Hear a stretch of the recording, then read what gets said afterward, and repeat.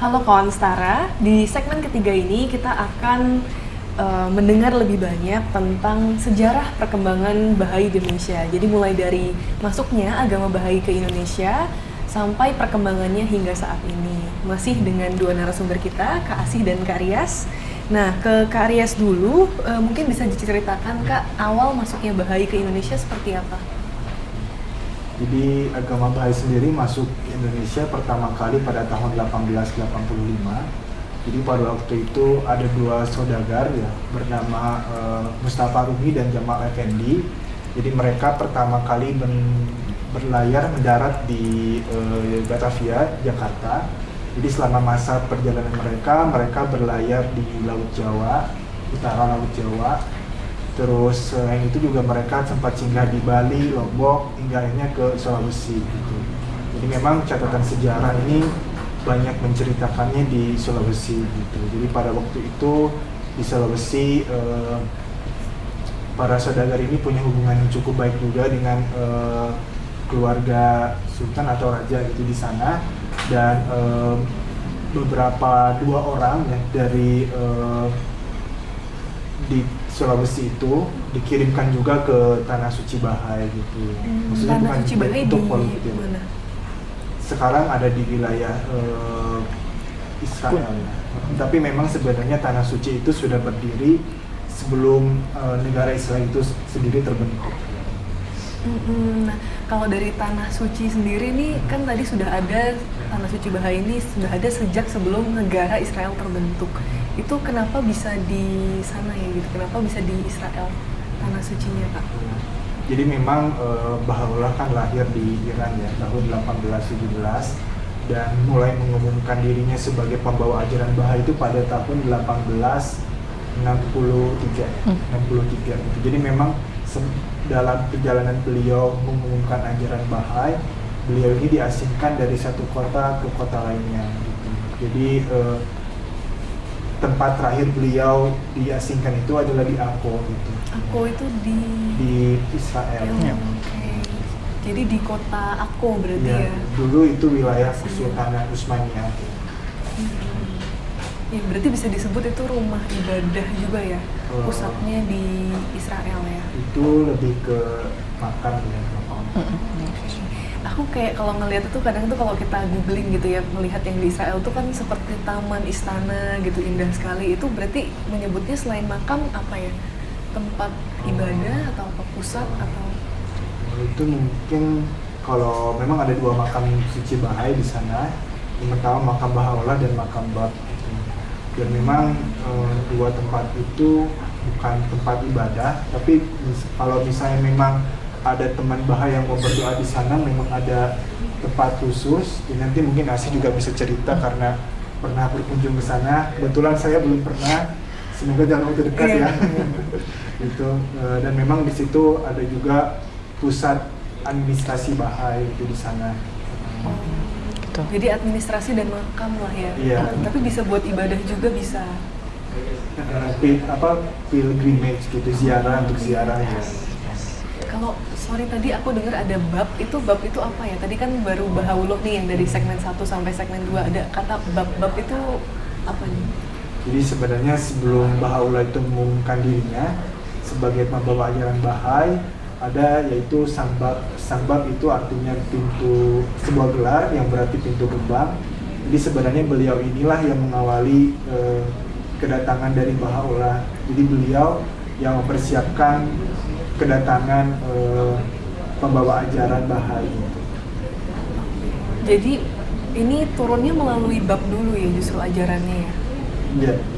Oke, turunnya bab lalu Baha'u'llah melanjutkan berarti. Jadi sebenarnya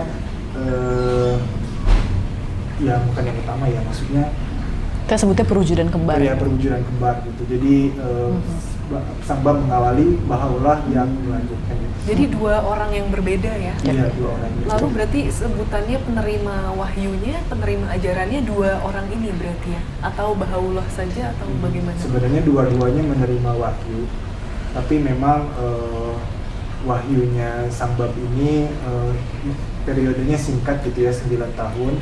Jadi setelah Baha'u'llah mengumumkan dirinya, Jadi Baha'u'llah meneruskan wahyinya sang bab gitu. Jadi sang bab itu tugasnya mempersiapkan gitu akan kedatangan dari Baha'u'llah gitu.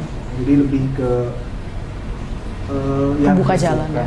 Membuka jalan ya. Membuka jalan. Oke, jadi tadi kalau dari segi di Indonesia kan banyaknya di Sulawesi ya, menyebarnya ya. Dulu memang pertama di Sulawesi ada beberapa cerita gitu terkait dengan sejarah Bahai, tapi memang untuk saat ini setelah beberapa 100 tahun kemudian ya, memang saat ini agama Bahai sudah tersebar di 28 provinsi di Indonesia. Salah satunya juga ada di Pulau Sulawesi, Jawa, Sumatera, Kalimantan dan lain-lain gitu. Jadi memang sudah menyebar ke beberapa daerah gitu. Dari sebaran tersebut yang paling banyak ada di mana? Di Pulau Jawa, karena memang kan kebetulan penduduk di Jawa juga lebih banyak gitu ya. Jadi memang di sini lebih banyak orangnya. Oke.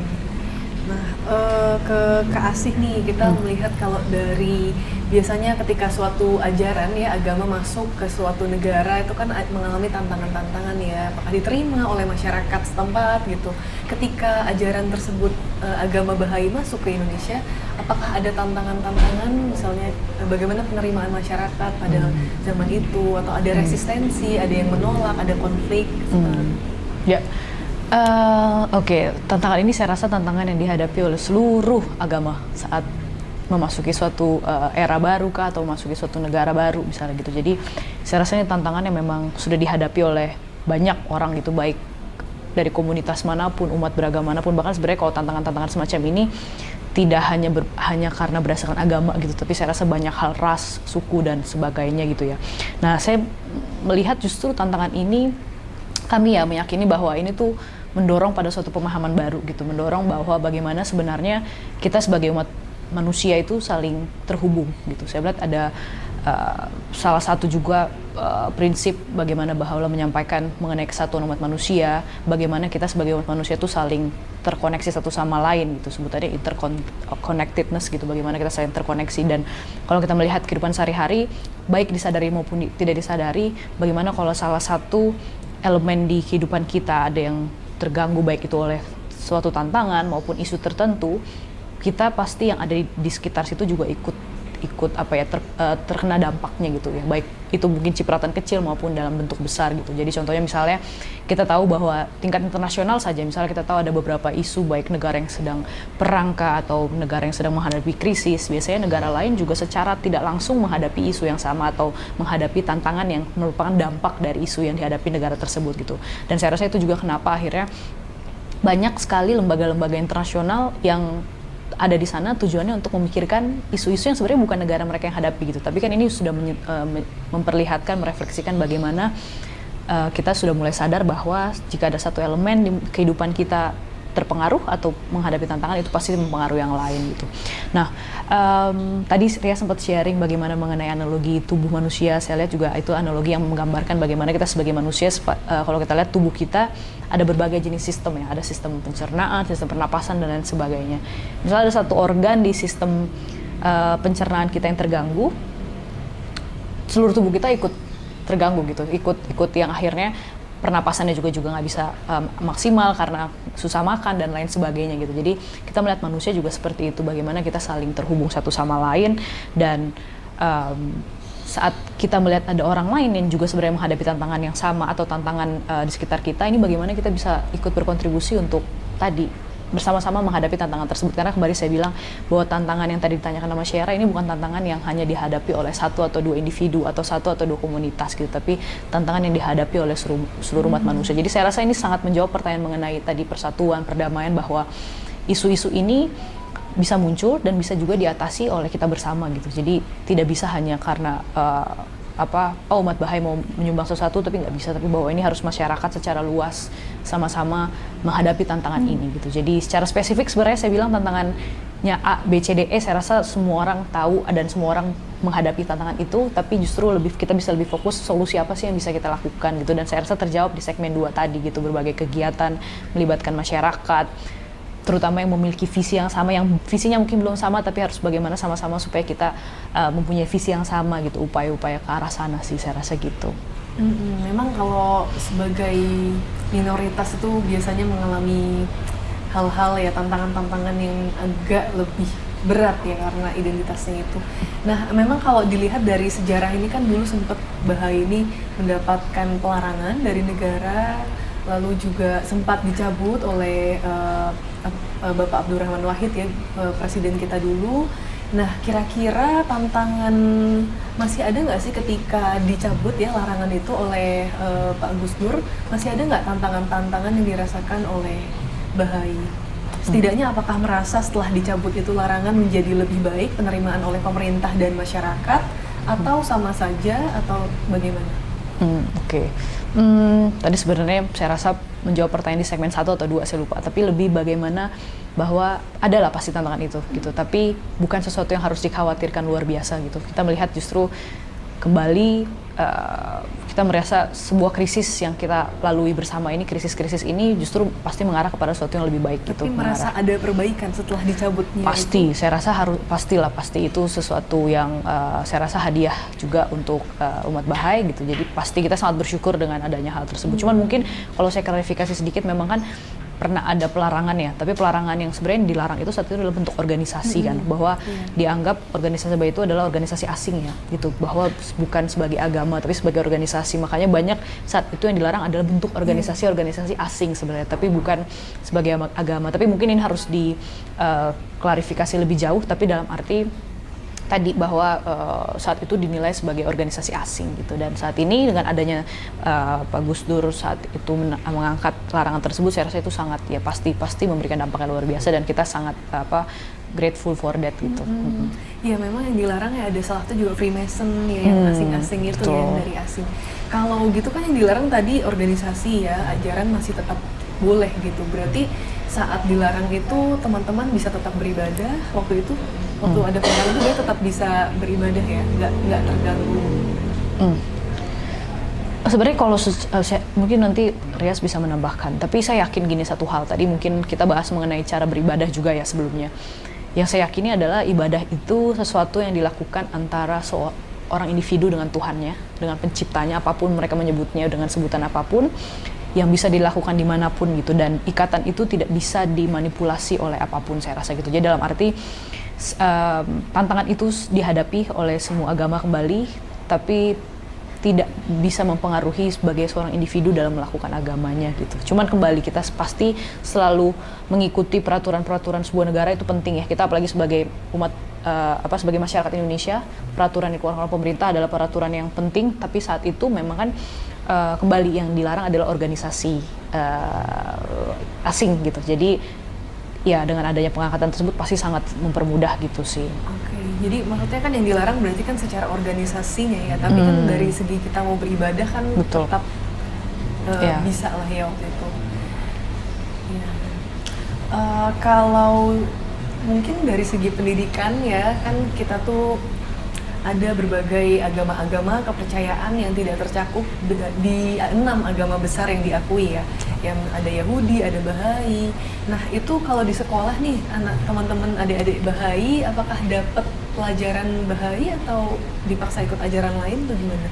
Enggak sih. Sebenarnya mungkin saya juga share sedikit bahwa di agama Bahai pun bahkan orang tua mempunyai kewajiban untuk mengajarkan anaknya semua agama sampai anak itu mencapai umur 15 tahun, di mana semua anak Bahai itu di umur 15 tahun, bahkan saya belum bisa sebut anak Bahai dalam arti anak yang lahir di keluarga Bahai, di umur 15 tahun mereka mempunyai kebebasan untuk memilih agamanya sendiri gitu.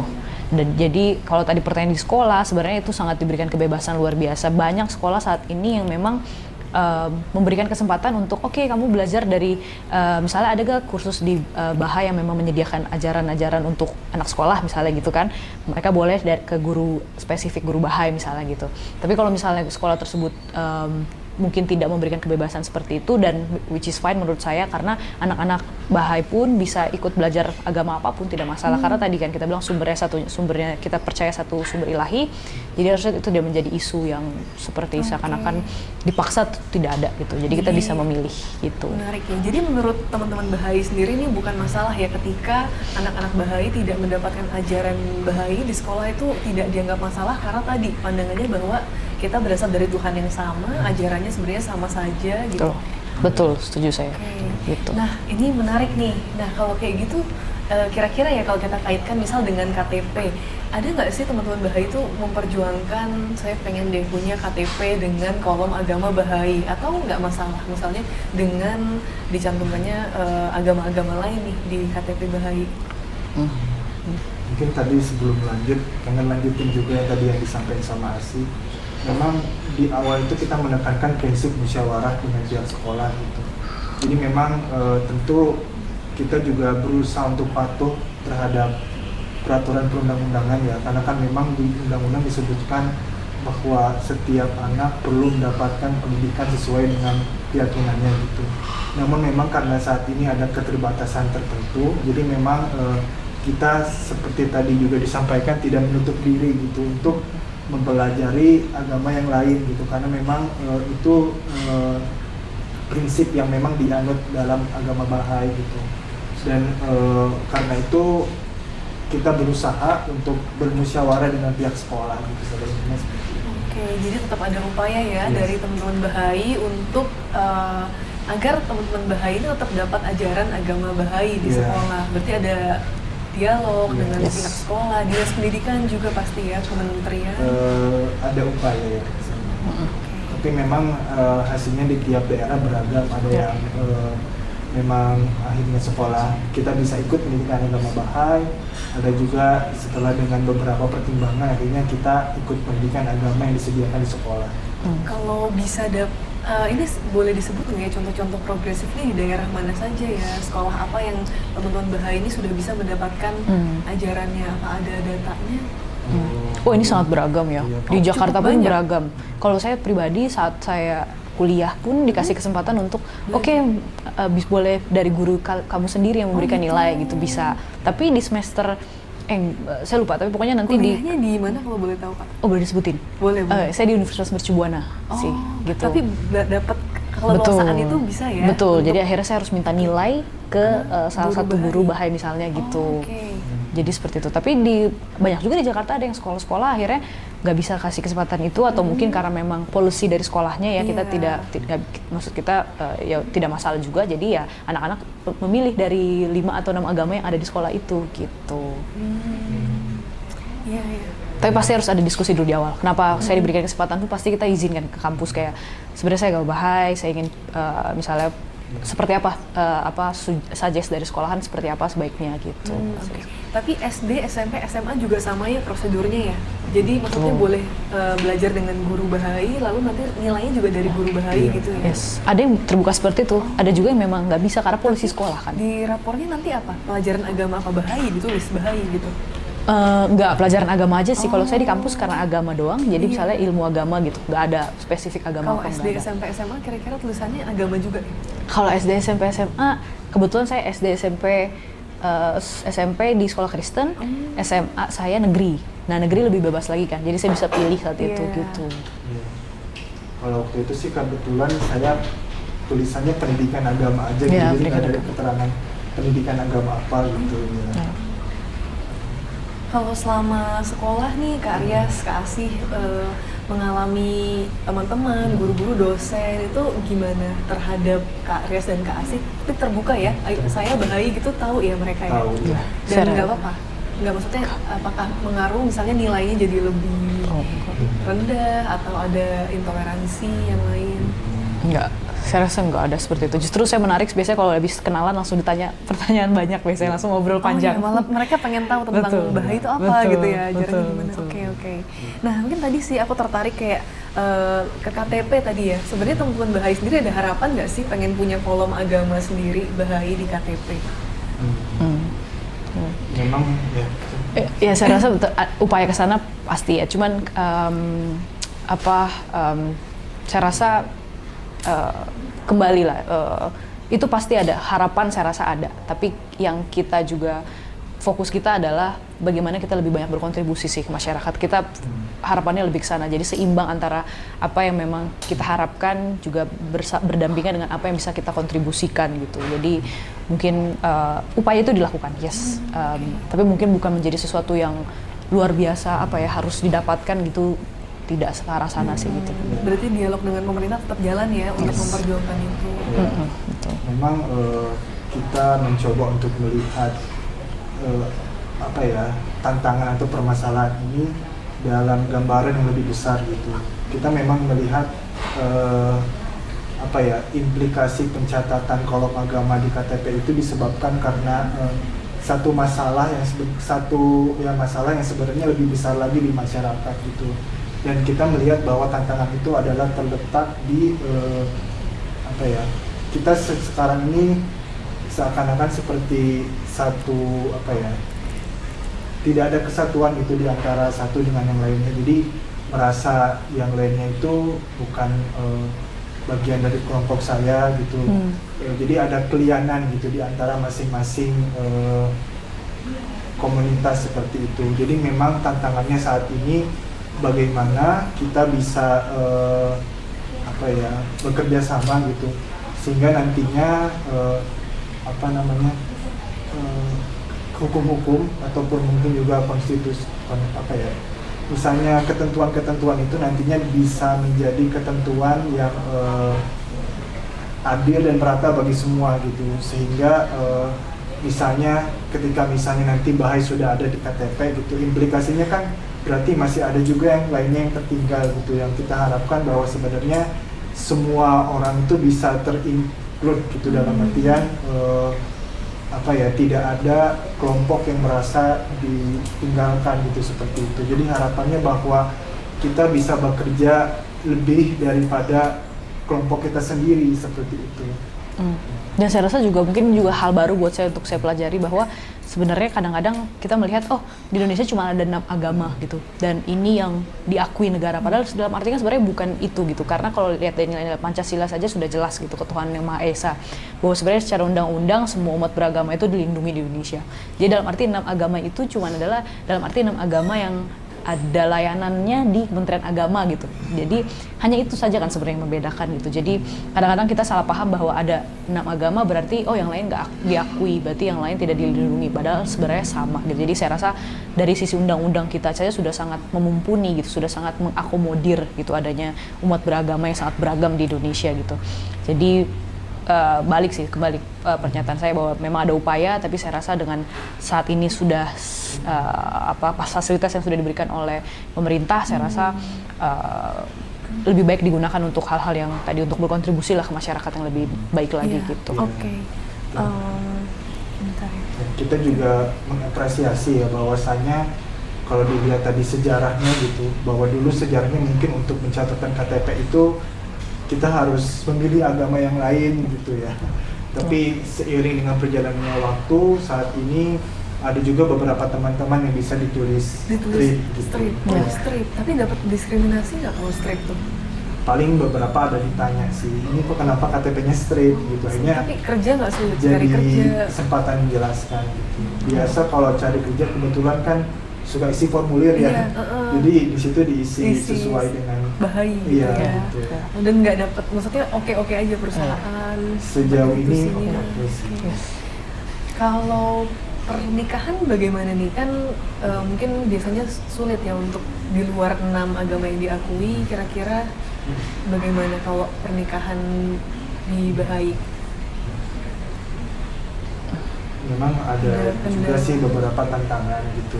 Misalnya beberapa pernikahan belum bisa dicatatkan gitu. Tapi banyak juga saat ini case-case di mana pernikahan itu bisa dicatatkan gitu. Jadi memang tiap daerah belum merata gitu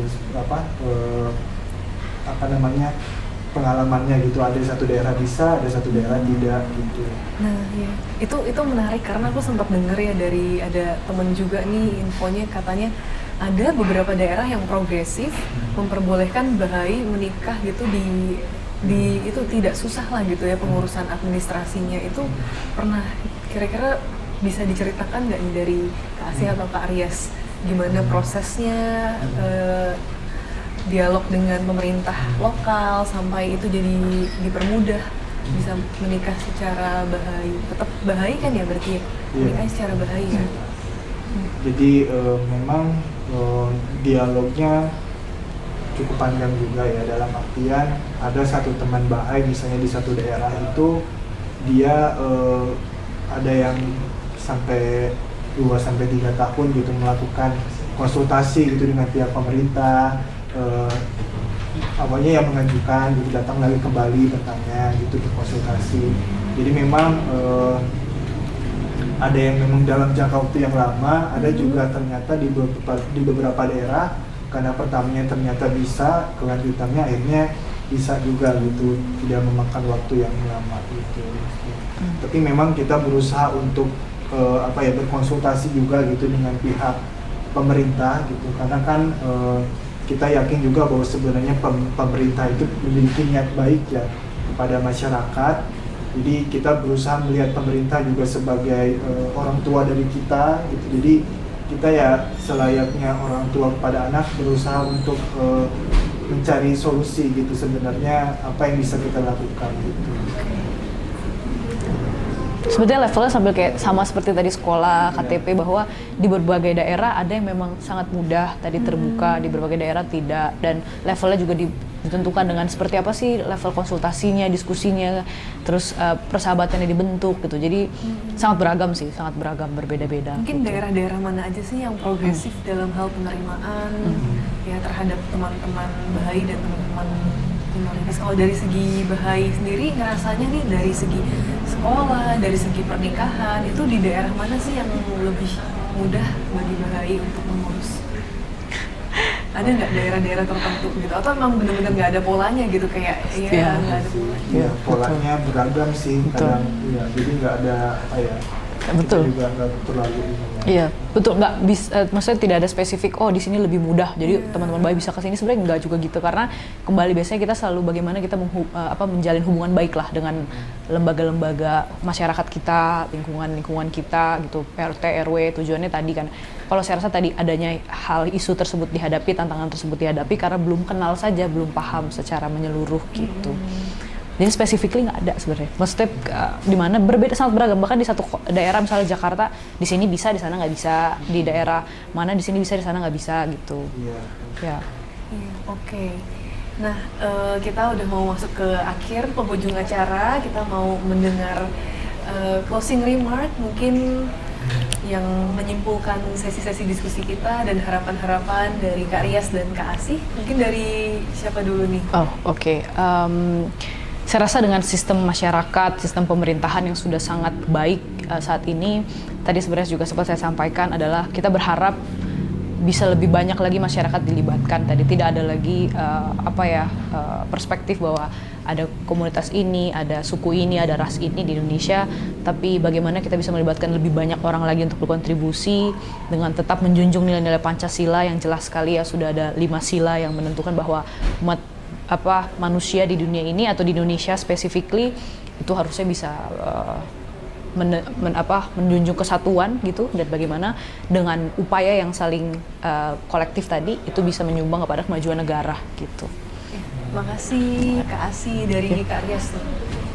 Mungkin kalau dari aku melanjutkan juga dari Asih tadi, harapannya sih mungkin ketika kita misalnya mulai menyadari juga ya bahwa ternyata kita ini satu kesatuan tubuh yang sama gitu. Kita baik itu pemerintah, lembaga, masyarakat, individu, bagaimana kita bisa bekerja bahu-membahu gitu dengan prinsip satu tubuh tadi gitu. Pastikan dalam satu tubuh ketika misalnya ada satu maksudnya masing-masing bagiannya tidak ada yang mementingkan dirinya sendiri gitu. Justru satu organ atau sel masing-masingnya itu saling berkontribusi gitu, saling memberi dan saling menerima gitu, tanpa ada yang menuntut merasa bahwa itu bukan tanggung jawab saya, misalnya itu tanggung jawab kamu gitu. Tapi bagaimana kita bisa sama-sama memikul tanggung jawab yang merupakan tantangan kita bersama gitu. Ya. Iya.